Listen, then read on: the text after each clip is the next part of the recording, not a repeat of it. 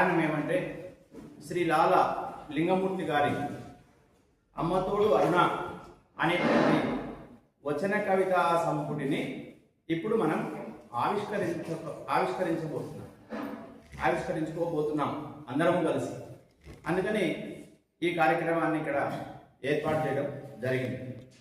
మరి ఈ కార్యక్రమానికి అధ్యక్షుడిగా నన్ను ఉండమని కోరినందుకు వారికి ధన్యవాదాలు తెలియజేస్తూ, మరి ఇక్కడ ఆవిష్కర్తగా విచ్చేసినటువంటి వరద సుందరెడ్డి గారు, వీరు ధర్మవరంలో జిహెచ్ఎంగా గెజిటెడ్ హెడ్ మాస్టర్గా పనిచేస్తూ ఉన్నారు.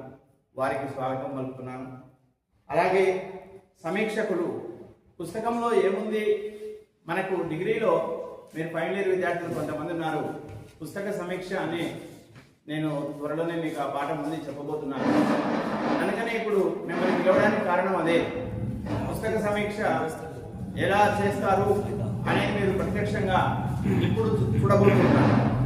అదొక విశేషం. మరి ఆ పుస్తక సమీక్ష చేయడానికి విచ్చేసినటువంటి చంద్రశేఖర్ గారికి స్వాగతం పలుకుతున్నాము. అలాగే మా గద్వాల స్వాహితి తరఫున మేము అనేక కార్యక్రమాలు చేపడుతూ ఉన్నాం. అందులో భాగంగా గద్వాల సాహితీ అధ్యక్షులు మా మిత్రుడు డాక్టర్ అంబటి భానుప్రకాష్ గారికి, అలాగే అనేమోని మహేందర్ గారికి, ఇంకా ఇక్కడికి వచ్చినటువంటి అందరికీ కవులకు, విద్యార్థులకు, అలాగే మా కళాశాల zoology head of the department doctor Venkateswaramma madam గారికి, వారికి కూడా మేము స్వాగతం పలుకుతున్నాం. అందరికీ కూడా ఈ కార్యక్రమానికి విచ్చేసినటువంటి వాళ్ళకి స్వాగతం పలుకుతూ ఈ కార్యక్రమాన్ని మనం ప్రారంభించుకుందాం. ఈరోజు ఒక విశేషమైనటువంటి దినం. అందరికీ తెలుసు, సప్తాస్వరతమారూఢం ప్రచండం కశ్యపాత్మజం శ్వేత పద్మధరం దేవం తం సూర్యం ప్రణమామ్యహం. ఈరోజు ఆ రథసప్తమి పర్వదినం అంటే ప్రత్యక్ష దైవమైనటువంటి సూర్యభగవానుడిని మనం ఆరాధిస్తున్నాం. అందుకనే అదితి కశ్యపుల కుమారుడు అయినటువంటి ఓ సూర్యభగవానుడా, నీకు నమస్కరిస్తున్నాను అనేటువంటి శ్లోకంతో మనం ఈరోజు కార్యక్రమాన్ని ప్రారంభించుకోవడం చాలా ఆనందదాయకమైనటువంటి విషయం. మరి ఈరోజు జరగబోయేటువంటి దానికంటే ముందు ఒక 2 నిమిషాలు మాట్లాడి పుస్తకావిష్కరణ చేసి తర్వాత సమీక్ష ఉంటుంది. ఏమిటి ఈరోజు పుస్తకం ఏమిటి అంటే వచన కవిత్వం. సార్ రాసినటువంటి లాల లింగమూర్తి గారు రాసినటువంటి వచన కవిత్వం. అయితే వచన కవిత్వం గురించి కూడా మా విద్యార్థులు ఆల్రెడీ నేర్చుకున్నారు. ఇక్కడ కొంతమంది ఉన్నారు, ఎందుకంటే మాకు పాఠంలో భాగం వచన కవిత్వం కూడా ఒక చాప్టర్ ఉంది మాకు. దాంట్లో వచన కవిత్వం అంటే ఏంటి అని మనం తెలుసుకున్నాం. ఫ్రీ వర్స్ అనేటువంటి ఆంగ్ల పదానికి సమానార్థకంగా మనం వచన కవిత్వాన్ని తీసుకున్నాం. ఈ వచన కవిత్వానికి అనేక పేర్లు ఉన్నాయి. వచన గేయం అంటారు, వచన ఛందస్సు అంటారు, వచన పద్యం అంటారు, వచన గీతిక అంటారు. ఇట్లాగా రకరకాల పేర్లతో పిలువబడుతుంది. 1930లో పద్యం అంటే విసిగొచ్చినటువంటి కొంతమంది యువత పద్యమేనా శక్తివంతమైనది, వచనం లేదా అని చెప్పి కొంతమంది యువత వచన కవిత్వానికి నాంది పలికినారు. అందులో శ్రీశ్లా ఉమామహేశ్వరరావు గారు వచన కవిత్వానికి ఆద్యుడు అని చెప్తారు. ఇంకా వారి తర్వాత కుందుర్తి ఆంజనేయులు తెలంగాణ వచన కవిత పితామహుడు అని చెప్పి అంటారు ఆయన. ఎందుకంటే నయాగరా అనేటువంటి వచన కవిత సంపుటిని బెల్లంకొండ రామదాసు, ఏల్చూరు సుబ్రహ్మణ్యంతో కలిసి తీసుకొచ్చినారు. అది అద్భుతమైనటువంటి కవితా సంపుటి. అలాగే ఆయన రాసినటువంటి అనేక కవిత్వం వచన కవిత్వంలో వచ్చింది. అలాగే అప్పటి నుంచి ఇంకా శ్రీశ్లా ఉమామహేశ్వరరావు తర్వాత కుందుర్తి ఆంజనేయులు, ఇంకా అనేక మంది, శ్రీశ్రీ మీకు తెలుసు, ఆరుద్ర తెలుసు. ఆరుద్ర అయితే ఎంత పరుషంగా అన్నాడో మీకు తెలుసు ఒక మాట.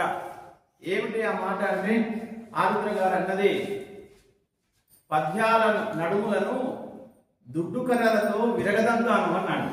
అంటే పద్యం అంటే తుమేవాహం అనే గ్రంథం రాసినారు ఆయన. అంటే పద్యం అంటే అంత కోపం. ఎందుకు పద్యం అంటే కోపము?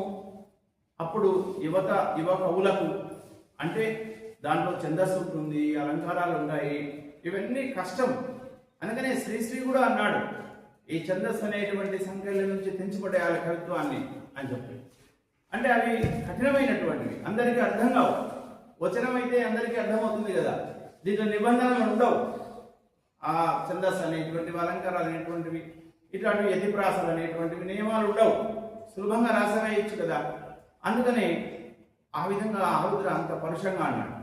కాబట్టి ఆనాటి నుంచి వచన కవితను తర్వాత చాలామంది రాస్తూనే ఉన్నారు. ఇప్పటి యువత కూడా వచన కవిత్వం రాస్తూ ఉన్నారు. ఈ వచన కవిత్వంలో కూడా అనేక ఆధునిక ప్రక్రియలు ఇప్పుడు మొగ్గలు దొరికినాయి, అవి వస్తూ ఉన్నాయి. కొత్త కవులు కూడా సృష్టిస్తున్నారు, వాటిని అనుసరిస్తున్నారు, ముందుకు పోతున్నారు. అయితే ఏమిటి కవిత్వం వల్ల లాభం ఏంటి అంటే, సృజనాత్మకమైనటువంటి ఒక రచన కవిత్వం.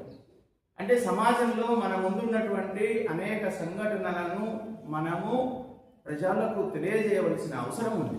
అది ఉద్యమం కావచ్చు, లేకపోతే ఇంకొక విషయం కావచ్చు, ఇంకొక విషయం కావచ్చు. అది కవిత్వం ద్వారానే బయటకు పోతుంది. కవిత్వం మనల్ని రంజింపజేస్తుంది, కవిత్వం మనల్ని పరుగులు పెట్టిస్తుంది, ఉద్యమంలోకి ఉరికేలాగా చేస్తుంది, సమాజంలో చైతన్యవంతులుగా చేస్తుంది. అందుకని నేను ఎప్పుడూ చెప్తుంటాను, ఎన్ని సబ్జెక్టులు చదువుకున్నా కూడా సాహిత్యం తెలుసుకుంటే ముందుకు నడవడానికి మనకు శక్తి వస్తుంది. ఎందుకంటే సమాజంలో లోటుపాట్లు ఏంటివి, సమాన అసమాన స్థితులు ఏంటివి, ఇవన్నీ చెప్పేవాడు కవినే కదా. కాబట్టి ఆ విధంలో భాగంగా ఇంతకంటే డీప్గా వెళ్ళను నేను, ఎందుకంటే అసలు విషయం సమీక్ష కాబట్టి. మరి అందులో భాగంగా వచన కవిత్వం అంటే ఏంటి పరిచయం చేయాలనే ఉద్దేశంతోనే మీకు చెప్తా ఉన్నాను. కాబట్టి అట్లా పరిచయం మనం కూడా వచన కవిత్వం రాయడానికి ప్రయత్నించవచ్చు. మన శిష్యులు చాలామంది రాస్తూ ఉన్నారు, వాళ్ళు ముందుకు వెళ్తూ ఉన్నారు. అందులో భాగంగా ఈరోజు కూడా మనం ఈ విద్వత్ గద్వాలలో అనేక సాహితీ సంస్థలు ఉన్నాయి. అందులో మనం ఒక సంస్థ గద్వాల సాహితీ, దీనిలో భాగంగా ఈరోజు ఒక కార్యక్రమం ఇక్కడ ఏర్పాటు చేసినాము. ఆ కార్యక్రమంలో అమ్మతోడు అరుణ అనేటువంటి పుస్తక ఆవిష్కరణ ఇప్పుడు జరగబోతుంది.